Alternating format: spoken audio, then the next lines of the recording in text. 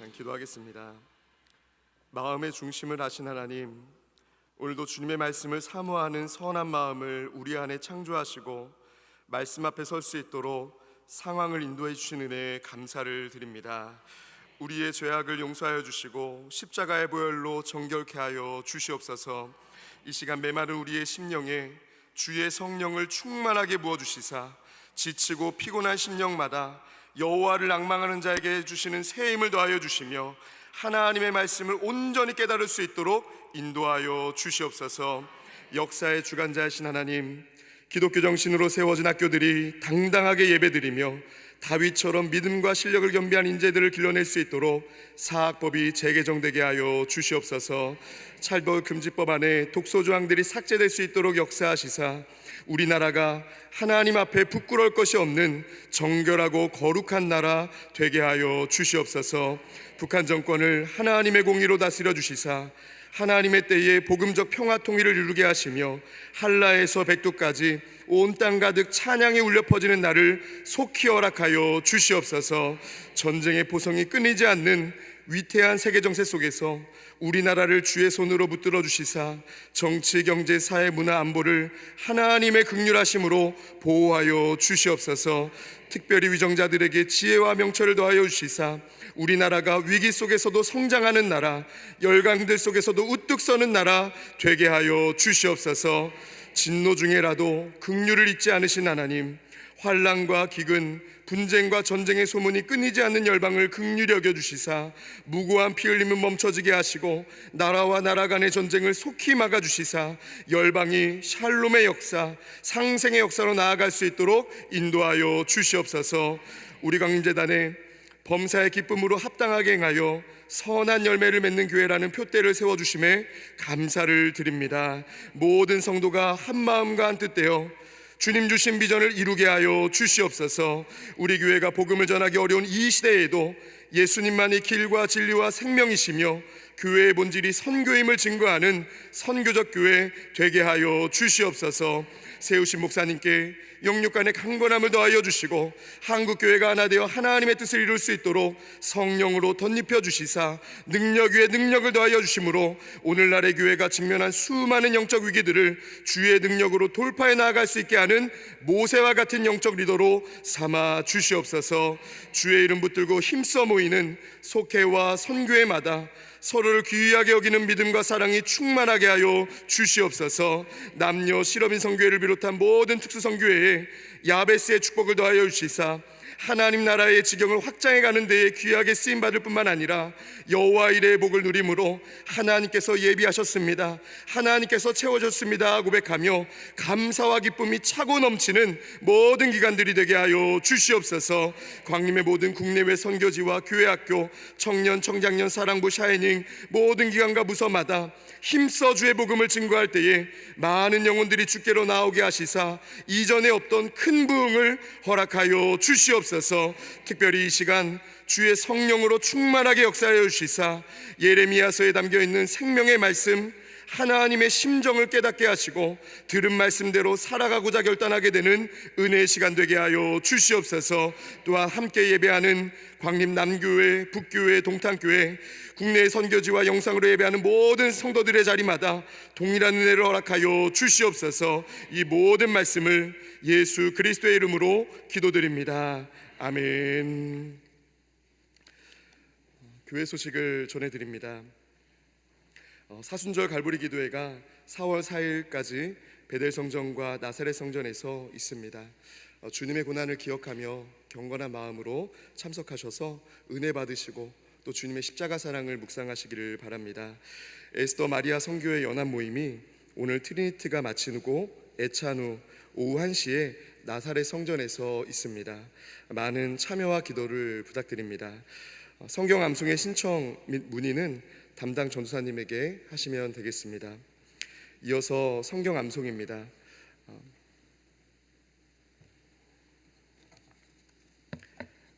오늘은 예레미야 36장 6절에서 7절 말씀입니다. 우리 10교구 백이범 성도님 나오셔서 암송하시겠습니다.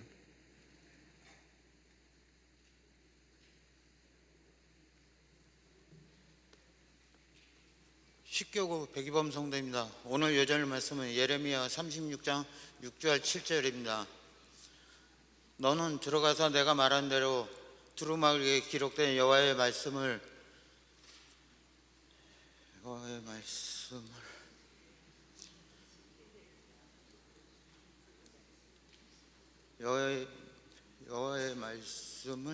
갑자기 생각이 안 나. 예?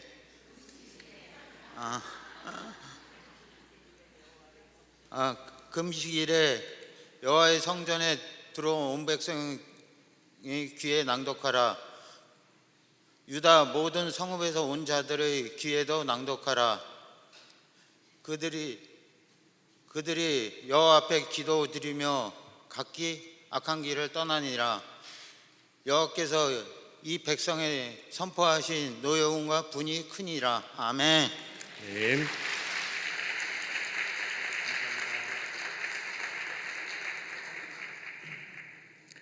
앞에 나오면 쉽지 않을 때가 있습니다.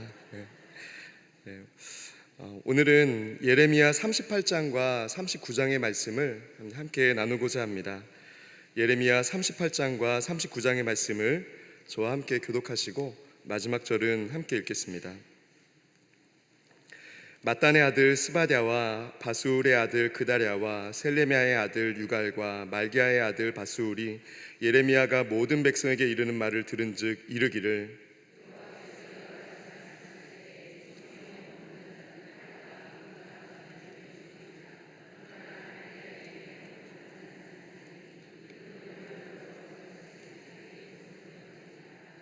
여호와께서 이와 같이 말씀하시니라. 이 성이 반드시 바벨론의 왕의 군대의 손에 넘어가리니 그가 차지하리라 하셨다 하는지라.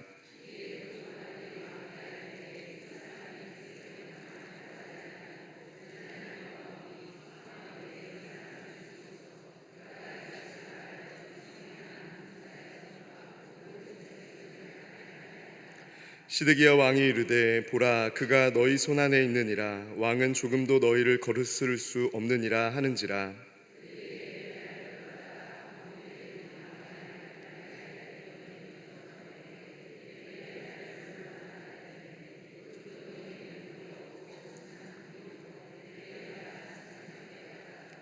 왕궁 내시 구스인 에벤멜렉이 그들이 예레미야를 구덩이에 던져 넣었음을 들으니라.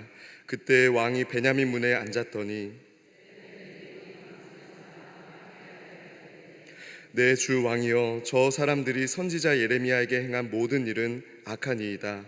성중에 떡이 떨어졌거늘 그들이 그를 구덩이에 던져 넣었으니 그가 거기에서 굶어 죽으리이다 하니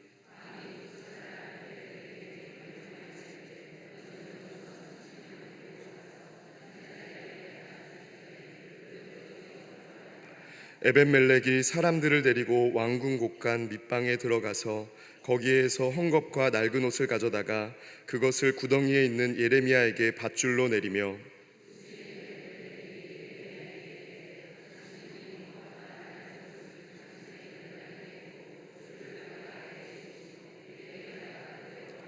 그들이 줄로 예레미야를 구덩이에서 끌어낸지라. 예레미야가 시위대 뜰에 머무니라.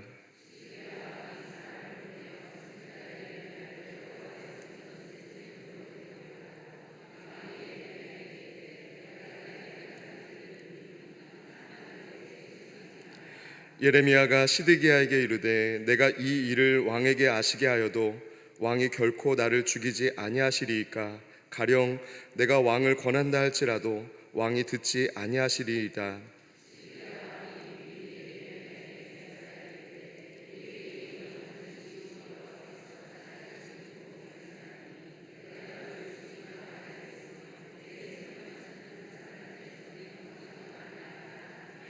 예레미야가 시드기야에게 이르되 만군의 하나님이신 이스라엘의 하나님 여호와께서 이와 같이 말씀하시되 내가 만일 바벨론 왕의 고관들에게 항복하면 내 생명이 살겠고 이 성이 불사름을 당하지 아니하겠고 너와 내 가족이 살려니와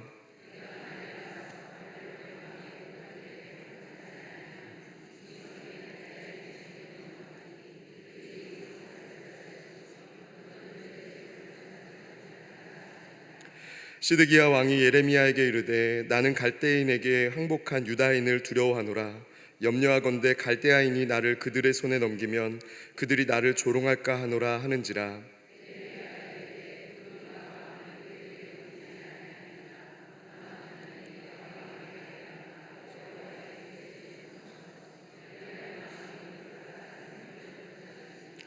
그러나 만일 항복하기를 거절하시면 여호와께서 내게 보이신 말씀대로 되리이다.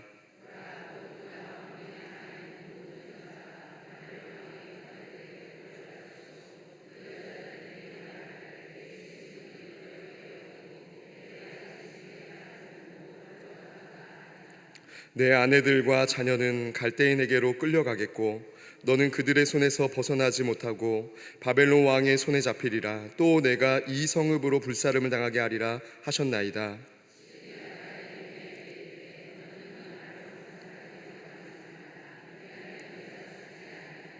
만일 고관들이 내가 너와 말하였다함을 듣고 와서 내게 말하기를 내가 왕에게 말씀한 것을 우리에게 전하라. 우리에게 숨기지 말라. 그리하면 우리가 너를 죽이지 아니하리라. 또 왕이 내게 말씀하신 것을 전하라 하거든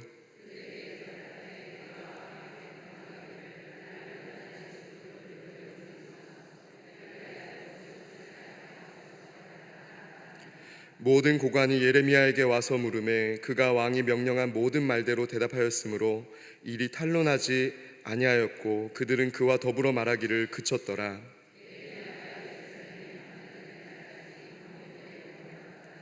유다의 시드기야 왕의 제9년 열째 달에 바벨론의 느부갓네살 왕과 그의 모든 군대가 와서 예루살렘을 에워싸고 치더니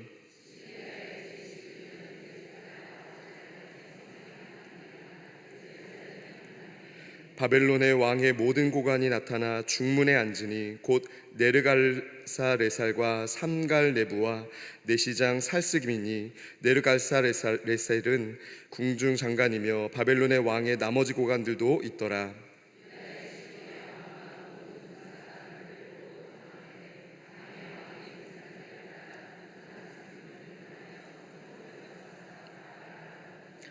갈대아인의 군대가 그들을 따라 여리고 평원에서 시드기야에게 미쳐 그를 잡아 데리고 하맛 땅 림나에 있는 바벨론의 느부갓네살 왕에게로 올라가매 왕이 그를 신문하였더라.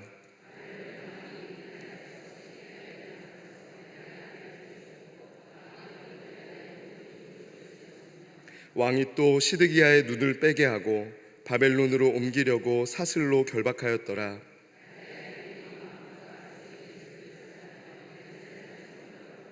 사령관 느부사라단이 성중에 남아있는 백성과 자기에게 항복한 자와 그 외에 남은 백성을 잡아 바벨론으로 옮겼으며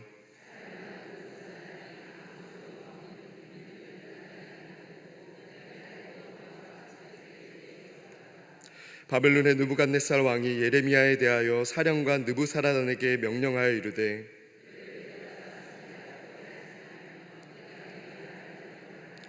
이에 사령관 느부사라단과 내시장 느부사스반과 궁중장관 네르갈사레셀과 바벨론 왕의 모든 장관이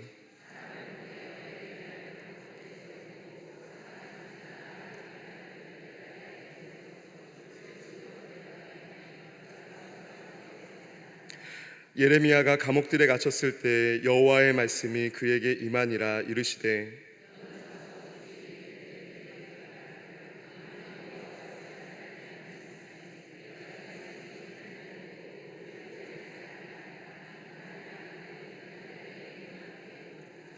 여호와의 말씀이니라. 내가 그날에 너를 구원하리니 내가 그 두려워하는 사람들의 손에 넘겨지지 아니하리라.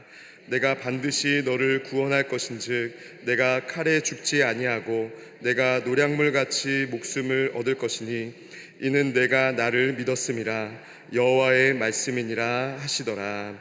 아멘. 할렐루야. 이 시간 참여하시는 우리 모든 성도님들에게 하나님의 은혜가 함께 하시기를 주님의 이름으로 축원합니다. 오늘은 우리가 예레미야 38장과 39장의 말씀을 나누며 함께 은혜를 나누고자 합니다. 예레미야 38장과 39장은 남유다의 마지막 시기를 배경으로 한 장입니다.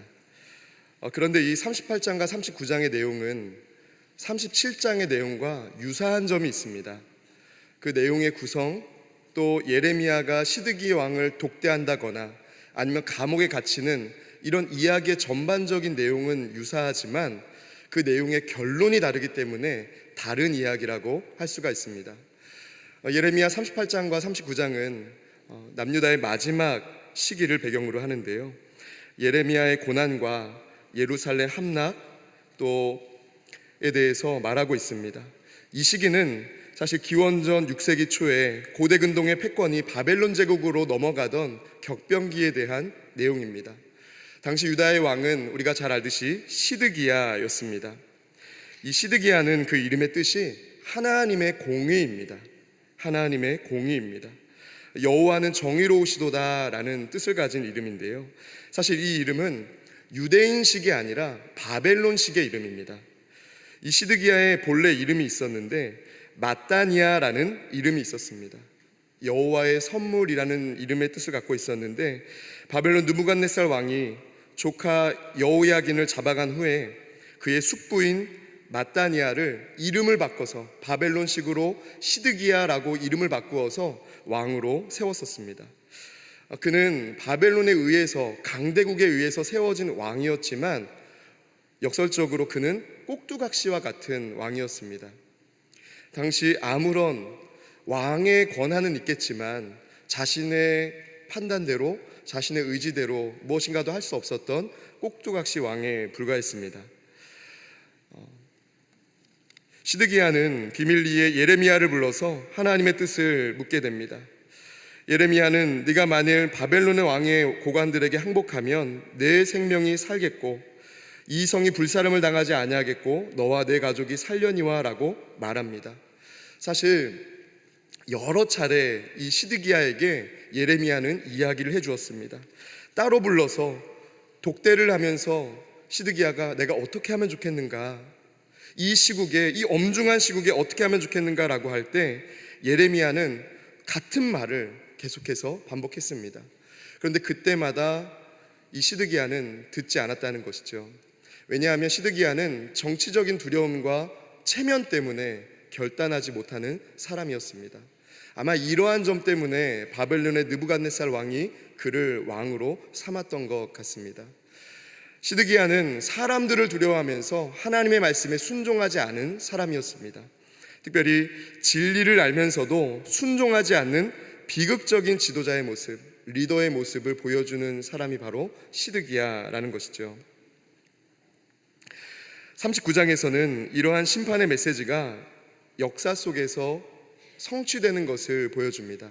예레미야가 사람들이 자신의 메시지를 인정하든 인정하지 않든 열심히 외쳤던 그 메시지가 이제 시드기야가 하나님의 말씀에 순종하지 않음으로 역사 속에서 이루어지는 것을 보게 되었다는 것입니다.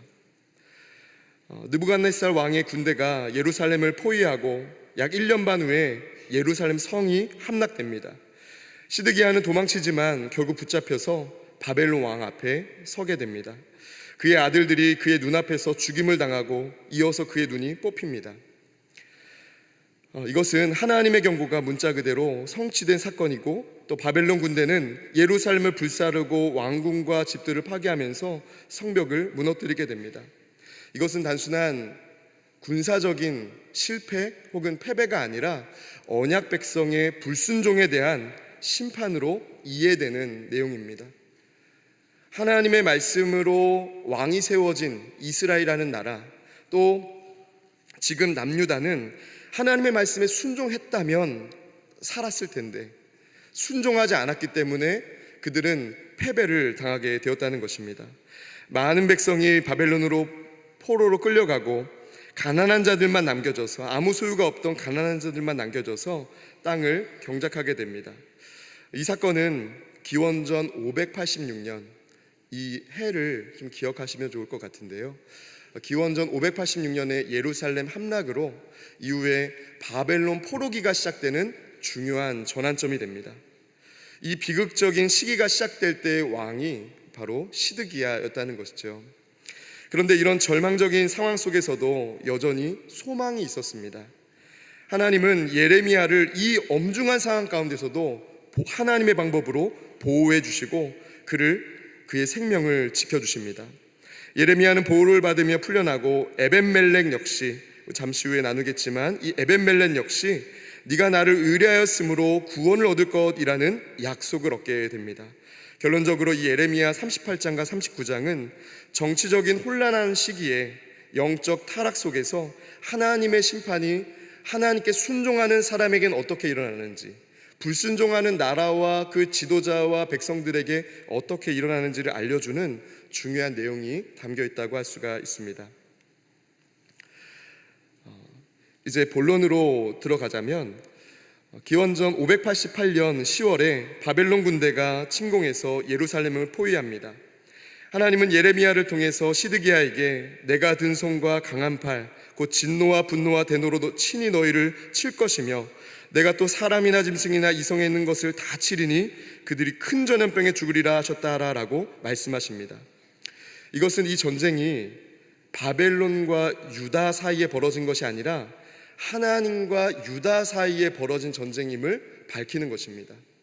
비록 그들이 칼을 들고 싸우고 생명을 걸고 싸우는 일이었지만 이것은 영적인 일이었다는 것입니다.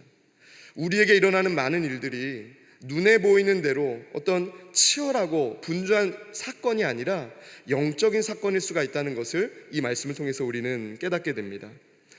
하나님은 예레미야가 이미 경고한 것처럼 유다 왕국을 멸망시키기 위해 그들 앞에 임재하신 두려운 용사가 된다는 것을 이 38장을 통해서 보여주고 계십니다. 따라서 그들은 이 전쟁이 저 바벨론이 강대국이기 때문에 우리가 지는 것이 아니라, 우리가 좋지 않은 무기를 가졌기 때문에 지는 것이 아니라 하나님께서 우리가 바로 서기를 원하는 영적인 사건이구나를 깨닫고 하나님의 뜻대로 돌아서야 되는 상황이었다는 것입니다. 1절에서 28절의 말씀을 보면 이제 시드기야와 예루살렘의 최후에 대한 경고의 말씀이 기록되어 있는데요, 이것은 크게 두 부분으로 나눠집니다.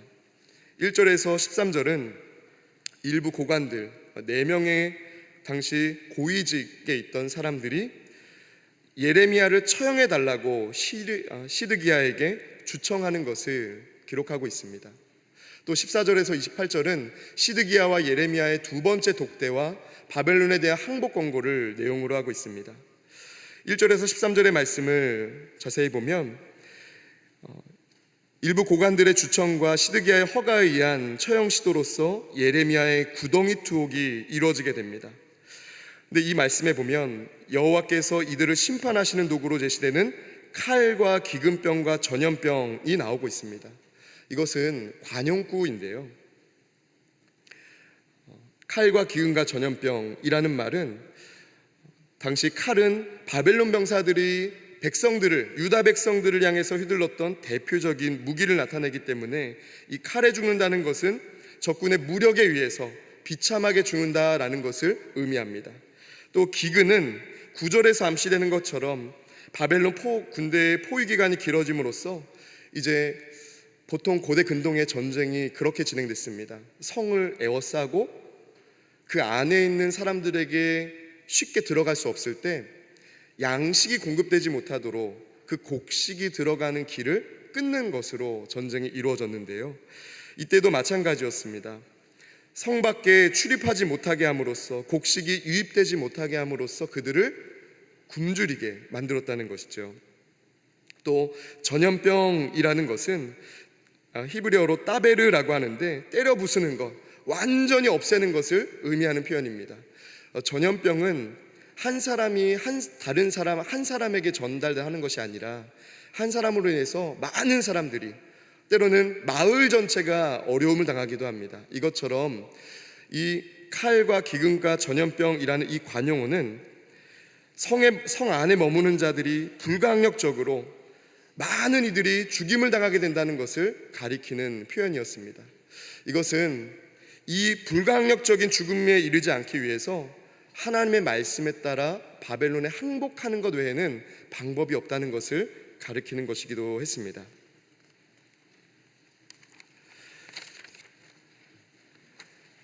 예레미야는 2절과 3절에서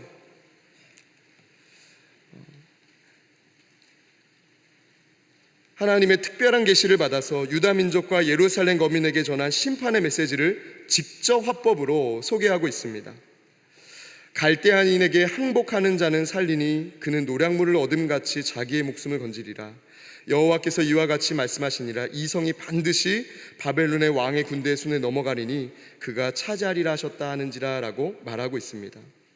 예레미야는 그들이 바벨론 군대와 더불어 싸우면서 모두 멸망할 것이라고 말하는 반면에 바벨론 군대와 싸우지 않고 주권을 내주면, 하나님의 말씀에 따라 항복하면 살게 될 것이라고 하나님의 뜻을 전합니다. 하나님은 자기 백성을 심판하실 때 그들 모두를 다 멸하시고자 하는 분이 아닙니다. 그들이 살 길을 마련해 두시고 그들이 피할 길을 심지어 가르쳐 주시는 분위기까지 합니다. 그러므로 하나님이 알려주시는 그 길을 믿고 그 길 안으로 들어가는 자는 살 수 있지만, 하나님이 지금 내게 알려주신 방법을 따라 순종하면 살 수 있지만, 그럼에도 불구하고 자신의 뜻을 고집하면서 순종하지 않으면 죽을 수밖에 없다는 것이죠. 고린도전서 12장 31절 하반절은 이런 말씀을 합니다. 내가 또한 가장 좋은 길을 너희에게 보이리라 라고 말씀합니다. 중요한 순간에 우리가 평소에는요, 하나님의 말씀하신 대로 살아가겠습니다, 하나님이 보여주신 길을 걷겠습니다 라고 말하지만, 중요한 순간, 정말 내게 손해가 될 수 있는 그런 이해관계가 있는 중요한 순간이 되면 하나님의 뜻에 순종하기가 어려운 것을 보게 됩니다.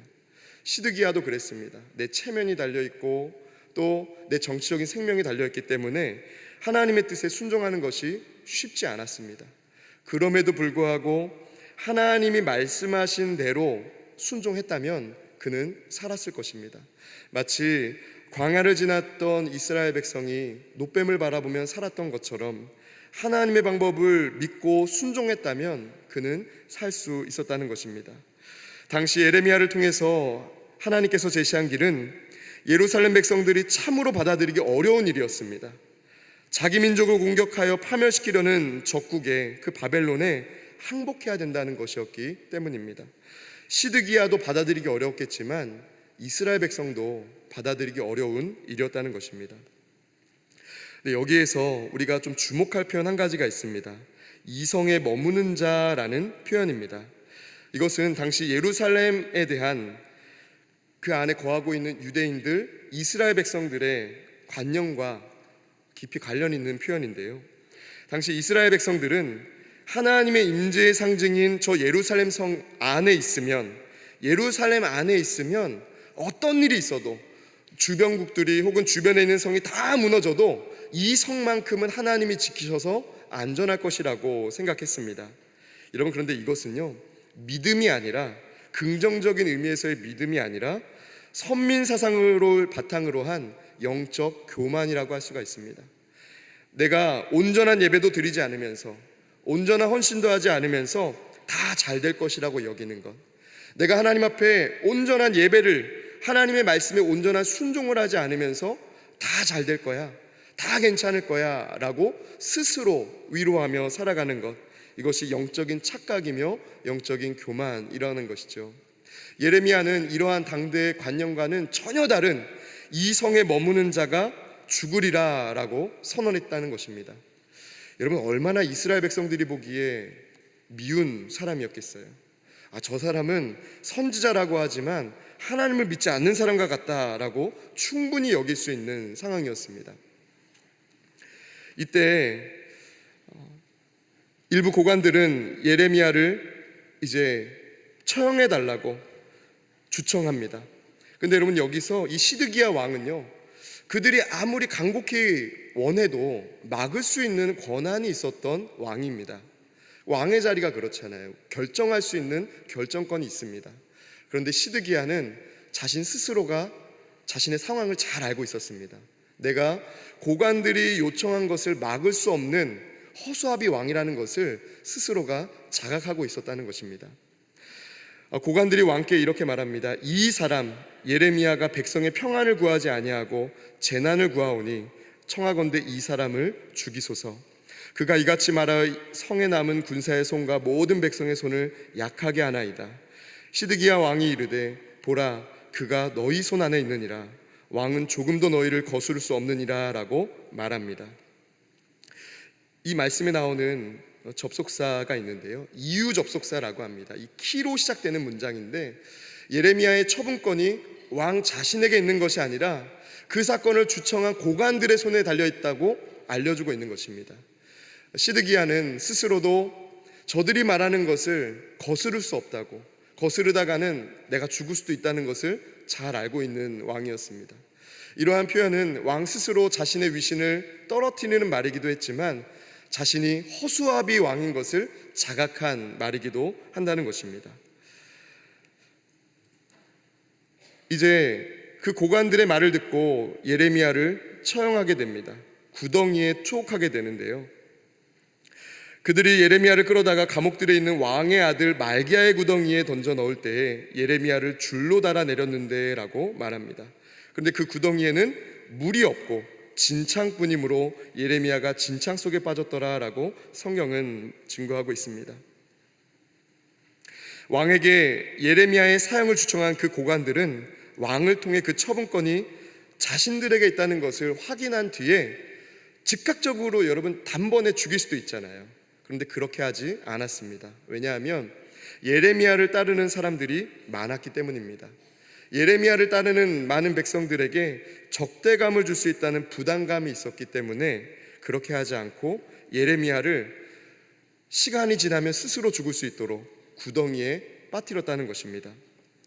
이렇게 해서 선정된 곳이 바로 감옥들에 있는 말기야의 구덩이였습니다. 본문을 보면 왕의 아들 말기야의 구덩이라고 되어 있는데, 여기서 이 왕의 아들 말기야라는 것은 문자 그대로 당시 왕이었던 시드기야의 친아들이라는 의미가 아니라 말기야가 왕실에 속한 족속이라는 것을, 왕족이라는 것을 나타내는 표현으로서 이해하는 것이 전통적으로 이해하는 표현입니다. 구덩이에 해당되는 핫보르 혹은 보르라고 하는데요, 이 구덩이는 자연적으로 생겨난 구덩이가 아니라 인공적으로 물을 담기 위해서 만든 인공적인 수조, 인공적인 구덩이를 뜻하는 표현입니다. 물을 담았던 곳이기 때문에 여러분 그곳에 물이 없으면 마르잖아요. 그런데 그 바닥에는 진흙같이 되어 있었습니다. 그런데 이 진흙이 참 사람을 어렵게 하는데요, 구덩이에 빠져 있는 것도 쉽지 않지만 진흙 때문에 편하게 누울 수도 없고 움직일 수도 없고, 또 그곳에서 시간이 지나면 몸이 차가워지기 때문에, 습기로 인해서 추워지기 때문에 그는 죽을 수 있는 위기가 있었다는 것입니다. 중요한 것은 스스로 올라올 수 없는 깊은 구덩이였다는 것을 우리는 기억해야 됩니다. 이런 상황 가운데 있을 때 왕국 내시 구수인 에벤멜렉의 구명 간청과 시드기야의 명령에 의한 예레미야 구출이 이어서 7절부터 13절까지 기록되어 있습니다. 에벤멜렉, 유대인도 아닌 이방 사람이었습니다. 구수인이었는데요, 이 에벤멜렉은 7절에서 13절의 말씀을 보면 예레미야가 이 구덩이에서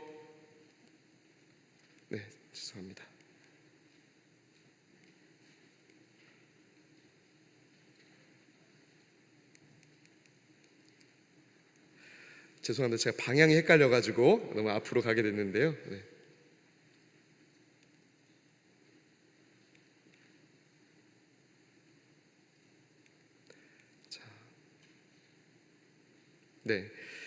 여기 보면 에벤멜렉이 시드기야를 구출하기 위해서 이방 사람이었던 이 에벤멜렉이 시드기야 왕에게 찾아가서 이 예레미야가 당한 일은 악한 일입니다. 저 고관들이 악한 계획을 짜서 이 예레미야를 죽이려고 합니다 라고 간청을 합니다. 그때 이 시드기야는 그에게 허락을 하죠. 너는 여기서 30명을 데리고 가서 선지자 예레미야가 죽기 전에 그를 구덩이에서 끌어내라 라고 말합니다. 넷이었던 이 에벤멜렉은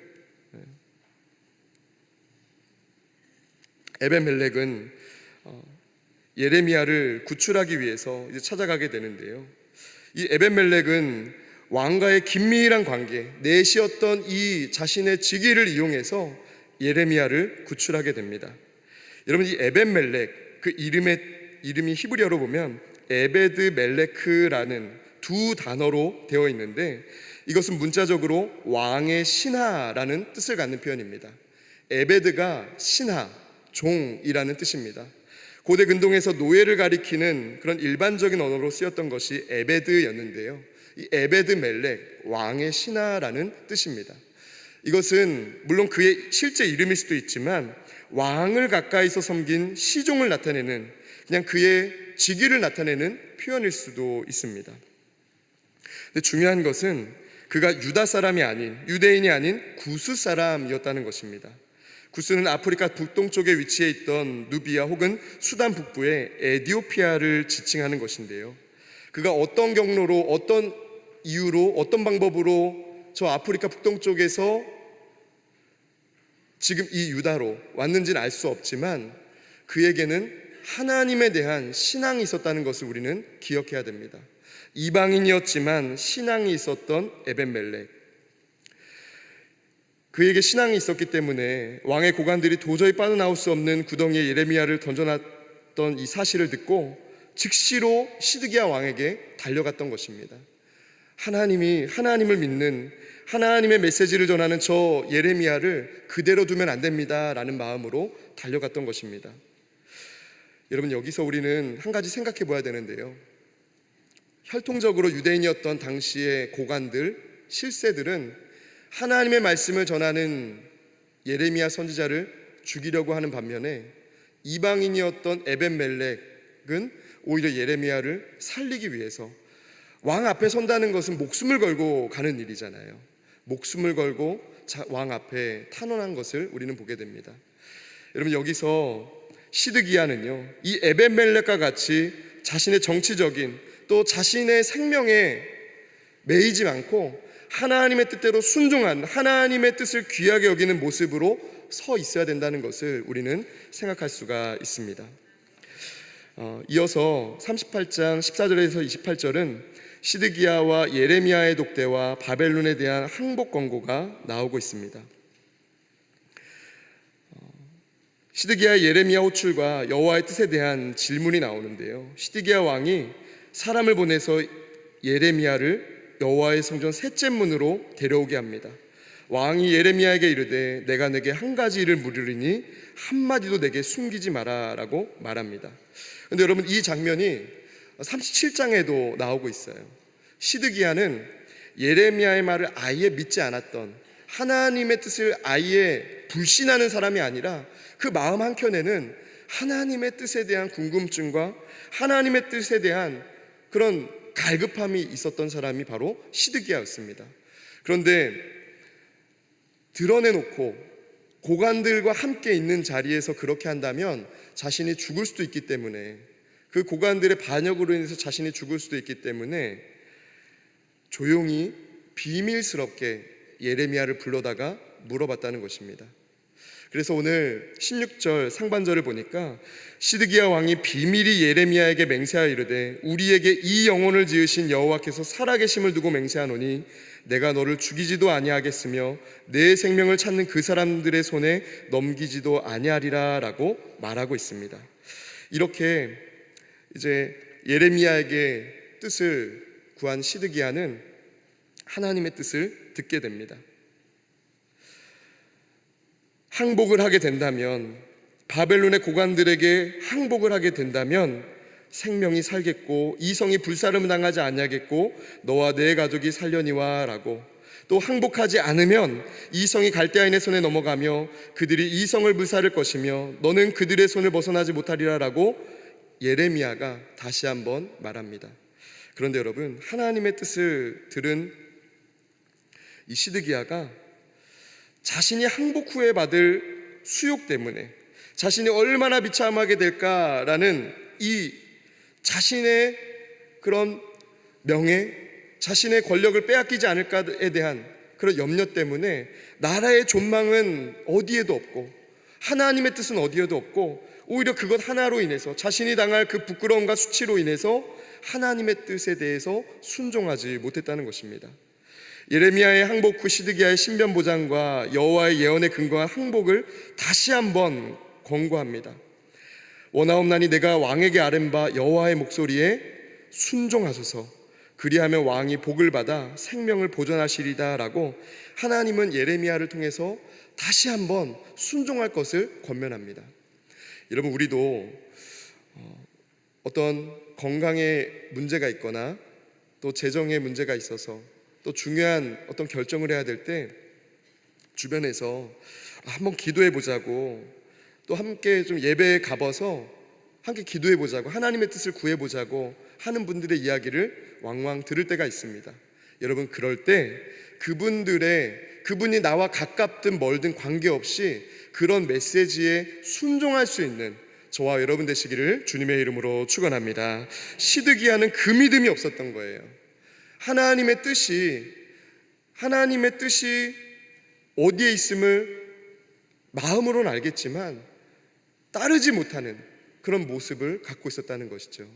여러분, 중요한 결정을 해야 될 때일수록 예배해야 된다고, 기도해야 된다는 메시지가 여러분의 귀에 들리고 여러분의 마음에 하나님이 자꾸만 불현듯 생각나게 하신다면 그 마음에 순종하셔서 하나님의 뜻대로 선택하고 결정하실 수 있기를 주님의 이름으로 축원합니다.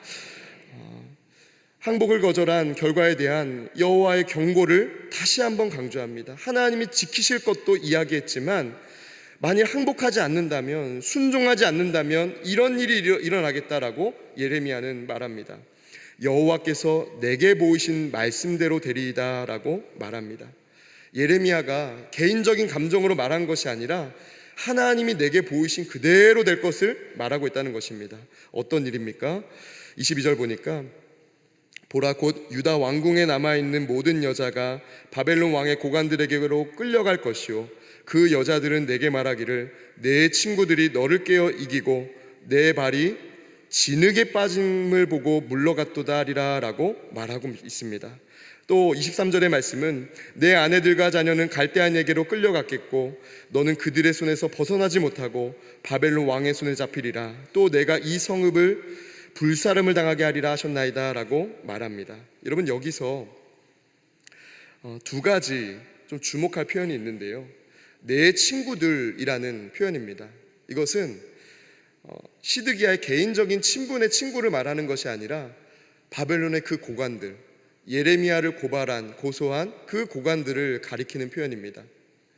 하나님의 뜻을 따르지 못하게 하고 옆에서 자꾸 꾀서 하나님과 멀어지게 하고 하나님의 뜻에 순종하지 못하게 하는 그 친구들은 너를 깨어서 너를 수렁에 빠지게 하고 자신들은 도망을 갔다, 피해를 당하지 않게 도망을 갔다라고 말합니다. 또 내 아내들과 자녀는 갈대인에게로 끌려갔다라고 말하는데 그 전구절을 보니까 너의 발이 진흙에 빠짐을 보고 물러갔도다라고 말합니다. 내게 하나님의 뜻을 따르는 것보다 더 좋은 길이 있다고 계속해서 나를 꾀는 사람들이 내가 고난을 당할 때도 같이 있을 줄 알았지만 진흙에 빠지는, 인생의 진흙에 빠지고 구덩이에 빠지는 것을 보고 도망갔다는 겁니다. 여러분, 우리의 인생의 위기의 순간에 함께 하시는 분은 오직 하나님이신 줄 믿습니다. 사람들이 지켜줄 것 같고 함께 할 것 같고 책임져 줄 것 같지만 하나님만이 우리의 마음을 아시고 하나님만이 우리를 보호하시게 되는 줄 믿습니다.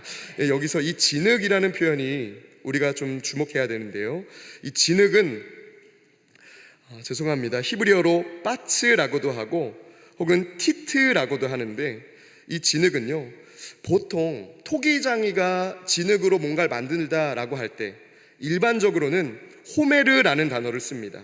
그러니까 뭔가를 만들려고 할 때 좋은 그 진흙을 호메르라고 일반적으로는 말하는데요, 오늘 말씀에는 빠츠라는 단어 혹은 티트라는 단어로 쓰였습니다.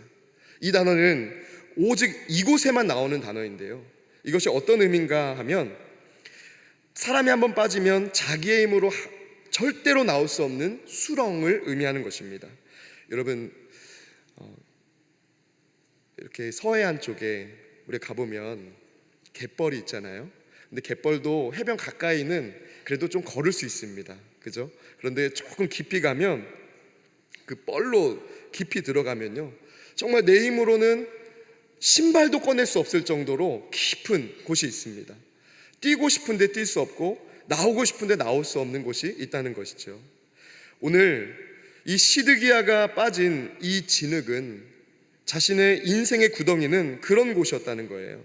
한 번 빠지면 스스로는 헤어나올 수 없는 그런 깊은 수렁을 의미한다는 것입니다. 이것은 비유적으로 쓴 것인데요, 시드기야가 바벨론의 군대에 멸망하여서 도저히 그 공고함을 벗어날 수 없는 상황, 심지어 아들들이 죽임을 당하는 것을 보고 자신의 두 눈이 뽑히는 그런 헤아릴 수 없는 고통을 당한 사건을 의미하기도 합니다. 여러분, 그렇잖아요. 눈이 뽑힐 수 있겠죠. 근데 마지막으로 눈으로 본 것이 아들들의 죽음이라면 얼마나 여러분 비참하고 힘든 일이었겠어요. 그에게 왕위가 빼앗기는 것, 신분이 낮아지는 것보다 더 괴로운 것은 자신의 아들들이 죽임을 당하고 나서 그것을 목도하고 눈이 뽑히는, 내가 마지막으로 본 아들들의 모습이 죽임을 당한 모습이었다는 것이 얼마나 여러분 비참했겠습니까? 그런데 중요한 것은 이런 비참한 고난을 당할 때 정작 그 길로 빠져들게 한 고관들은 도망갔다는 것입니다. 여기서 사용된 이 진흙이라는 표현은 선지자 예레미야가 구덩이에 빠졌던 일을 떠오르게 합니다. 여러분, 이 시드기야는요, 좀 우유부단하지만 착한 사람이었던 것 같아요. 자신에게 비밀이 와서 하나님의 뜻을 알려준 이 예레미야를 보호해 주려고, 지켜주려고 했던 사람이었거든요.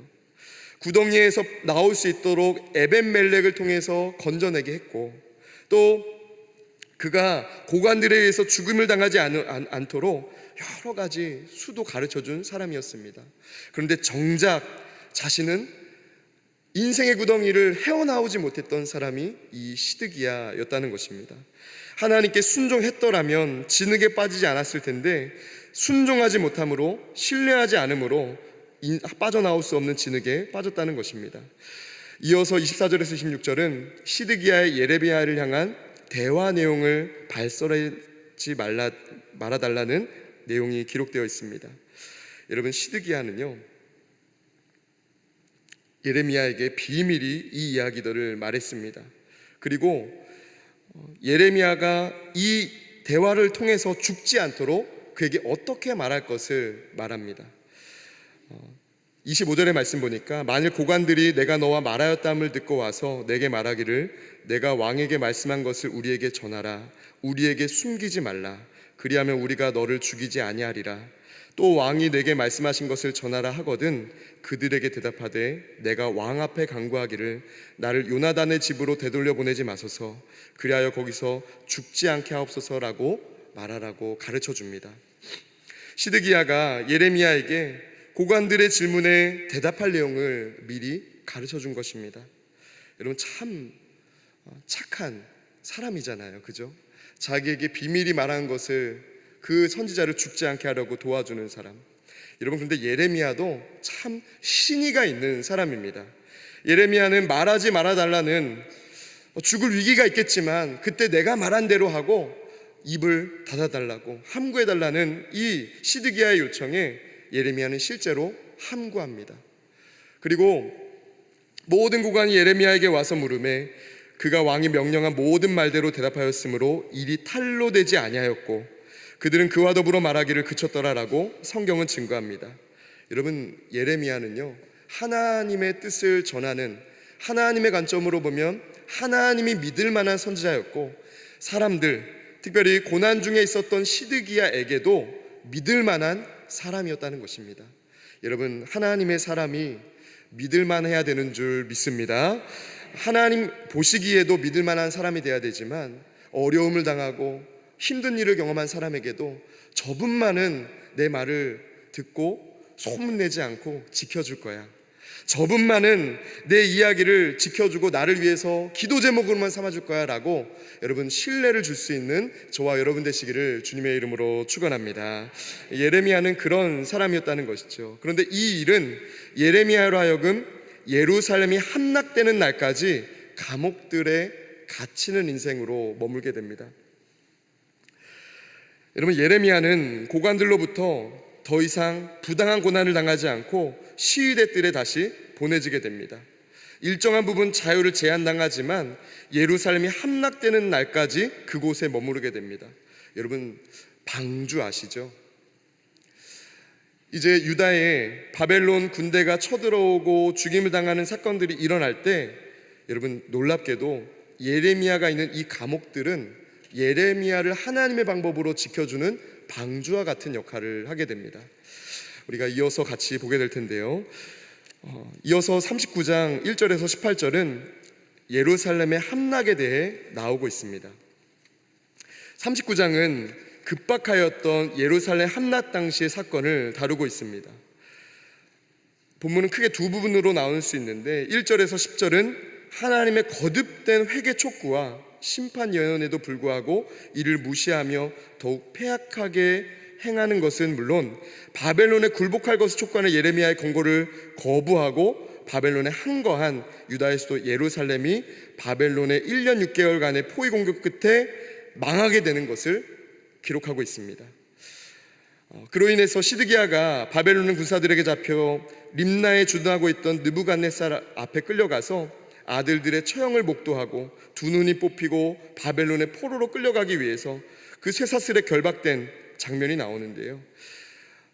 이 시드기야 왕만 그런 것이 아니라 일반적인 백성들, 고위직 관료들뿐만 아니라 일반 백성들도, 그냥 땅을 가지고 농사를 짓던 사람들까지도 끌려가게 됩니다.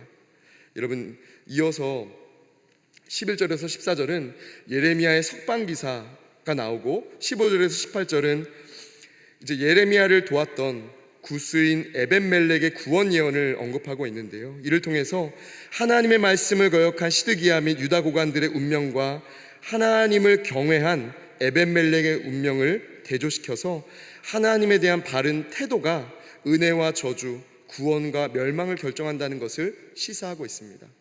여러분, 하나님을 경외하는 자는 하나님이 책임져 주시는 줄 믿습니다. 지금 당장은 바벨론의 포로기로 끌려간 것처럼 고난을 당하고 어려울 수 있지만 결국에는 보호하시고 결국에는 구원하시는 은혜가 하나님을 경외하는 백성에게 임하게 된다는 것입니다. 여러분, 시드기야 왕이었지만 우리는 시드기야 왕처럼 살게 해달라고 말하는 사람들이 한 사람도 없습니다. 왜냐하면 시드기야는 열왕기하의 말씀에서와 같이 하나님 보시기에 악한 왕이었기 때문입니다. 하나님을 온전히 예배하는 태도는 그에게 없었고 오히려 지금 어떻게 하면 살 수 있을까, 임기응변식으로 살아갔던 왕이었기 때문입니다. 어떤 위기가 있든 고난이 있든 하나님을 경외하는 한 모습으로 일편단심과 같이 하나님 앞에 살아가는 저와 여러분 되시기를 주님의 이름으로 축원합니다. 이어서 예루살렘 함락과 시드기야의 수욕에 대해서 나오는데요. 1절에서 10절 말씀은 그런 내용이 기록되어 있습니다. 특별히 1절 말씀에 보면 유다의 시드기야 왕의 제9년 열째 달에 바벨론의 느부갓네살 왕과 그의 모든 군대가 와서 예루살렘을 에워싸고 치더니라고 말합니다. 그리고 예루살렘이 함락되는 구절에 굉장히 자세히 말합니다. 시드기야의 제11년 넷째 달 아홉째 날에 성이 함락되니라, 예루살렘이 함락되매라고 말하고 있습니다. 시드기야 제9년 10월 10일에 시작된 바벨론 공격이 1년 6개월이란 오랜 시간이 지난 제11년 4월 9일에 끝나게 됩니다. 이것이 끝날 때 예루살렘 성은 함락되게 됩니다. 그 결과로서 예루살렘 성벽은 허물어졌고 왕궁과 백성들의 많은 집이 불태워졌고 유다의 많은 귀족들과 왕자들은 살해되었으며 왕과 많은 백성들이 포로로 끌려가게 됩니다. 여러분, 이렇게 포로로 끌려가는 비참한 경우를 맞이하게 된다는 것이죠. 무엇으로 인해서요? 한 사람, 시드기야의 불순종으로 인해서 이런 일을 맞이하게 됐다는 것입니다.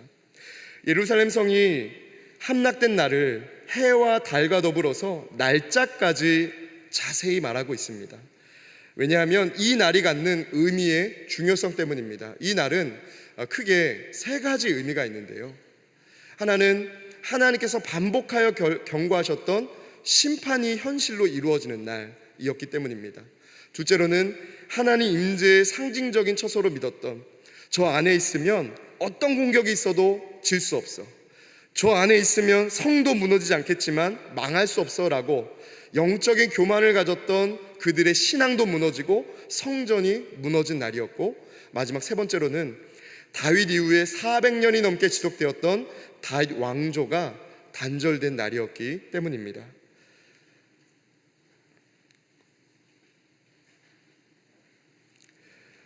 이어서 시드기야의 도주 중의 체포와 느부갓네살 앞에서의 수욕이 4절에서 7절에 기록되어 있는데요, 4절에서 5절은 이렇게 말합니다. 유다의 시드기야 왕과 모든 군사가 그들을 보고 도망하되 밤에 왕의 동산길을 따라 두담 샘문을 통하여 성읍을 벗어나서 아라바로 갔더니 갈대아인의 군대가 그들을 따라 여리고 평원에서 시드기야에게 미쳐 그를 잡아서 데리고 하맛 땅 림나에 있는 바벨론의 느부갓네살 왕에게로 올라가매 왕이 그를 신문하였더라 라고 말합니다. 여러분, 이것은 이스라엘 백성들이 볼 때 굉장히 수치스러운 일입니다. 자신들의 왕이 다른 나라의 왕에게 붙잡혀 가가지고 신문을 당했다는 거예요. 죄를 묻고 죄에 대한 벌을 받는 그런 일을 당하고 있었다는 것이죠. 한 나라의 왕이 자기의 나라에서도 아닌 다른 나라에 가서 그런 일을 경험했다는 겁니다. 하나님의 백성이, 그것도 하나님을 대신하여 선민을 다스릴 사명을 위임받은 왕이 이방인에 의해 신문받는 일은 이스라엘 백성들, 유대인들이 볼 때는 굉장히 비극적인 일이었습니다. 유대인들에게는 그런 사상이 있었잖아요. 우리는 선택받은 민족이다라는 선민 사상. 그리고 이방인들은 개와 같이, 여러분, 우리가 지금 키우는 반려견처럼 귀엽고 사랑스러운 반려견 말고요, 그냥 일반적으로 흔하게 볼 수 있는, 중요하게 여기지 않는 그런 존재로서의 개를 의미했습니다. 그런데 하나님은 이 불순종의 대가로, 결과로 시드기야뿐만 아니라 이 이스라엘 백성에게 수치를 안겨주고 있다는 것이죠.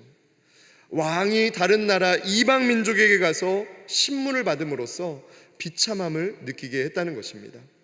여러분, 동시에 하나님께서는 자기 백성이라 할지라도 자신이 행하라고 명령한 공의를 저버리고 순종하지 않으면 이처럼 이방인에 의해서, 자신들이 무시했던 저 이방인들에 의해서도 단죄될 수 있음을 경고하고 있는 것입니다.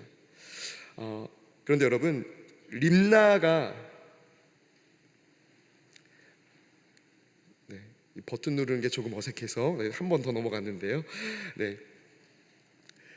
이 림나라는 곳에 주둔하고 있던 느부갓네살 앞으로 끌려가게 되는데, 이 림나는요, 시드기야의 어머니의 고향이었습니다. 그러니까 이 림나에서 그런 일을 당했다는 것은 이 시드기야 왕에게는 굉장히 비참한 일, 자신 마지막으로 본 것은 아들들이 죽임을 당한 것이었고, 또 그 림나에서 붙잡혀서 그런 일을 당하는 것은 자신의 인생, 자신의 가문을 생각할 때 비참한 일이었다는 것입니다. 시드기야는 원래 느부갓네살이 바벨론의 법에 따라 세운 분봉왕이었으므로 왕이기보다는 신하에 가까운 사람이었습니다. 따라서 그가 애굽 왕과 동맹을 맺고 바벨론 왕인 느부갓네살 왕에 대하여 그 바벨론 정책을 쓴 것은, 반바벨론 정책을 쓴 것은 반역죄에 해당하는 것으로 당시 고대 근동에서는 사형밖에는 없는 그런 죄였다는 것입니다. 바벨론의 식민 정책에 따라 예루살렘 파괴 및 평민들의 포수와 빈민들의 잔류가 이제 나오게 되는데요, 갈대아인들의 왕궁과 백성들의 집을 불사르며 예루살렘 성벽을 헐었고, 사령관 느부사라단이 성중에 남아있는 백성과 자기에게 항복한 자와 그 외에 남은 백성을 잡아 바벨론으로 옮겼으며, 사령관 느부사라단이 아무 소유가 없는 빈민을 유다 땅에 남겨두고 그날의 포도원과 밭을 그들에게 주었더라라고 말합니다. 느부갓네살로부터 유다 백성을 선별하여 바벨론으로 끌고 가는 막중한 임무를 맡은 느부사라단이 빈민들을 남겨둔 것은요, 크게 두 가지 이유로 볼 수 있었습니다. 첫째로는 경제적인 이유 때문입니다. 모든 사람들을 다 바벨론으로 데려갈 경우에는 그 땅을 경작할 사람이 없기 때문에 조공을 받을 수 없기 때문에 그 땅에 일부 사람들을 남겨둔 것이죠. 그리고 중요한 것은 두 번째인데요, 정치적인 이유 때문이었습니다.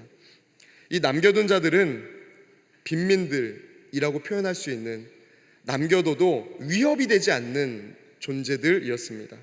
그래서 가진 것이 없기 때문에 신분상으로도 가장 미천했고 바벨론에 대한 반역을 일으킬 이유도 힘도 없었기 때문에 그들을 남겨놨다는 것입니다. 여러분, 근데 그 남겨둔 자들이 볼 때 그 상황은요, 아마 은혜였을 거예요. 왜냐하면 그들은 땅이 없었던 사람들, 뭔가 경작할 것이 없었던 사람들인데 이방인들로 인해서 오히려 경작할 것과 경작할 나무와 경작할 땅을 얻게 되었기 때문입니다. 하나님의 은혜가 참 역설적으로 임하게 되는 것을 이 장면을 통해서 우리가 볼 수 있는데요, 이어서 11절에서 18절은 바벨론의 예레미야 석방과 구스인 에벤멜렉을 향한 예언에 대해서 기록하고 있습니다. 느부갓네살 왕에 의한 예레미야 1차 석방이 기록되어 있는데요, 느부갓네살 왕은 예레미야의 석방과 선대하라는 명령을 내립니다. 하나님의 말씀을 진실되게 전했다는 이 죄목으로 예레미야를 감옥에 가둔 것은 하나님을 아는 유다왕 시드기야였습니다.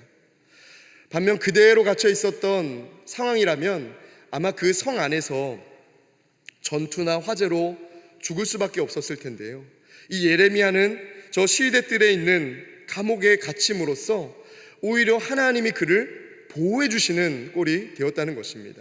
여러분, 놀랍도록 한 가지 일이 더 일어나는데, 예레미야를 감옥에서 꺼나게 한 것은 이방인 바벨론의 왕 느부갓네살이었다는 것입니다. 그 하나님의 바른 메시지를 전했던 예레미야를 감옥에 가둔 것은 그 혈통적인 유대인이었던 시드기야 유다 왕이었다면, 그를 건져낸 것은 바벨론의 왕 느부갓네살이었다는 것입니다. 여러분, 근데 여기서 우리는 역사의 주관자가 누군가를 생각해야 됩니다. 정말 느부갓네살 왕이 선대해서 그를 건져내었다라고 보는 것은요, 그냥 있는 그대로만 보는 거예요. 이 이면에 있는 영적인 것을 본다면 하나님께서 예레미야를 보호하시고 하나님께서 그를 건지신 줄 믿습니다. 이어서 그다랴는 사반의 손자이며 아히감의 아들로 소개됩니다. 그가 어디에 머물게 되는가 때문에 이 표현이 나오는 건데요, 그다랴는 사반의 손자이며 아히감의 아들로 소개됩니다. 이 사반은 요시야 시대의 서기관으로서 대제사장 hil기야가 발견한 율법책을 요시야 왕에게 가져와서 읽어주면서 종교개혁의 불씨를, 아주 하나님 보시기에 선한 일을 한 사람 중에 하나였습니다. 아히감은 여호야김 왕으로부터 생명의 위험을 받던 예레미야를 구해주기도 했던 사람인데요, 느부갓네살 왕이 예레미야가 기거하도록 선택한 곳은 이처럼 하나님을 신실하게 믿을 뿐만 아니라 하나님의 선지자를 구한 경건한 가문에 속한 사람의 집이었다는 것입니다. 아무렇게나 건지고 아무 집이나 거주하게 한 게 아니라 하나님은요, 느부갓네살에게 임하셔서 그를 통해서 마땅히 예레미야가 가야 될 곳에 있게 하셨다는 것입니다. 여러분, 혹 여러분의 자녀가 유학을 하고 있거나 혹은 군생활을 하고 있거나 혹은 새로운 직장에 갈 때 그곳에 주변 친구들 중에 교회를 다니는 사람들이 없고 신앙생활을 하는 친구들이 없다고 해서 여러분 불안해하지 마시기 바랍니다. 하나님이 지키시면, 하나님이 함께 하시면 누구보다 좋은 일을, 가장 좋은 길을 걸어가게 될 줄 믿습니다. 예레미야는 유다 사람들은 상상할 수도 없고 유다 사람들은 도와줄 수 없는 방식으로서 건짐을 받았고, 하나님만의 방법으로 하나님이 예비해 두신 곳에 머물게 되었다는 것입니다. 그 집이 바로 그다랴의 집이었습니다. 하나님을 신앙했던, 또 하나님을 위해서 목숨을 걸고 하나님을 위해서 살았던 그 귀한 가문에 예레미야가 머물게 되었다는 것입니다. 이어서 15절에서 18절은 하나님께서 에벤멜렉에게 구원을 약속하시는 예언에 대해 다시 한번 기록하고 있는데요, 15절의 말씀을 보니까 그 예언은 이때 임합니다. 예레미야가 감옥들에 갇혔을 때에 여호와의 말씀이 그에게 임한다라고 말씀합니다. 어떤 내용인가? 16절 말씀과 17절은 너는 가서 구스인 에벤멜렉에게 말하기를 만군의 여호와 이스라엘의 하나님의 말씀에 내가 이 성에 재난을 내리고 복을 내리지 아니하리라 한 나의 말이 그날에 내 눈앞에 이루리라 라고 말씀합니다. 또 여호와의 말씀이니라 내가 그날에 너를 구원하리니 내가 그 두려워하는 사람들의 손에 넘겨지지 아니하리라.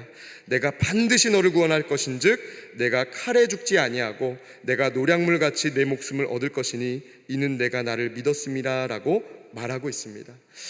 여러분, 여기서 이 예레미야는 자신은 감옥 안에 있으면서요 다른 사람에 대한 메시지를 듣고 메시지를 전하게 되었다는 것입니다. 여러분, 종종 그런 일이 있어요. 하나님은요 우리로 하여금 다른 일을 위해서 중보기도 하게 하시고 하나님의 메시지, 하나님의 마음을 전달하게 하실 때가 있는데 내 상황이 전달하는 상황, 사람 혹은 메신저가 그 사람보다 더 형편이 낮고 좋은 일을 경험하고 더 부자인 혹은 더 나은 인생을 살아갈 때에만 그렇게 메시지를 전하게 하시는 게 아니라 오늘 예레미야와 같이 예레미야는 여전히 감옥들 안에 있을 때에 그런 놀라운 메시지를 받게 됩니다. 여러분, 그러므로 때로는 세상적인 관점에서 볼 때 여러분보다 잘 살지 못하는 분들이 혹은 내가 중요하게 여기지 않을 만한 모습을 하신 분이 여러분에게 하나님의 메시지입니다, 내가 당신을 위해 기도하고 있습니다 라고 할 때 여러분 그것을 가벼이 여기지 마시고 하나님이 이분을 통해서 내게 이런 메시지를 전해주시는구나 라고 예레미야와 같이 에벤멜렉과 같이 하나님의 음성을, 하나님의 메시지를 귀하게 여기는 저와 여러분 되시기를 주님의 이름으로 축원합니다. 여러분, 특별히 여기서 16절에 만군의 여호와 이스라엘의 하나님이라는 표현이 중요합니다. 성경에서 이렇게 표현된 것은 39번밖에 없는데요, 보통은 만군의 여호와 혹은 이스라엘의 하나님이라고 각각이 쓰이는데 만군의 여호와 이스라엘의 하나님이라고 쓰였습니다. 여러분, 어떤 의미일까요? 이것의 의미를 우리가 알기 위해서는 지금 에벤멜렉이 어떤 사람인가를 우리가 한 번 더 생각해 봐야 됩니다. 에벤멜렉은요 이방인이었습니다. 구스인이었어요. 근데 그를 누가 지켜주신다고요? 이스라엘의 하나님이 지켜주시겠다. 이스라엘 하나님은 이스라엘 사람들만 귀하게 여기시고 유대인들만 지켜주시는 줄 알았더니 그것이 아니라 하나님은 저 구스인 이방인이지만 하나님을 경외하는 태도로 살았던 에벤멜렉도 지켜주시고 보호해주시는 분임을 성경이 증거하고 있다는 것입니다. 여러분, 중요한 것은 어느 민족이냐, 어느 가문에 태어났는가, 지금 어떤 형편인가가 아니라 지금 하나님을 경외하는가가 중요한 줄 믿습니다. 여러분, 오늘 18절의 말씀을 보니까요 하나님께서 에벤멜렉의 목숨을 구원하시겠다라는 분명한 의지를 나타내고 계시는데, 강조하면서 나타내는데, 에벤멜렉이 예레미야의 생명을 구원해 줬기 때문에, 그 구덩이에 빠져 있을 때 도와줬기 때문도 있지만, 여러분 그것은 사실은 부차적인 이유예요. 진짜 하나님이 에벤멜렉을 보호하시고 건지시는 가장 중요한 이유는요, 에벤멜렉이 하나님을 신뢰하였기 때문입니다. 여러분, 우리가 하나님을 신뢰하면요 어느 곳에 있든지 하나님의 보호하심과 선한 인도하심을 경험하게 되는 줄 믿습니다.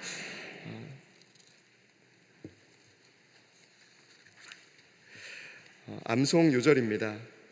예레미야 39장 17절과 18절입니다.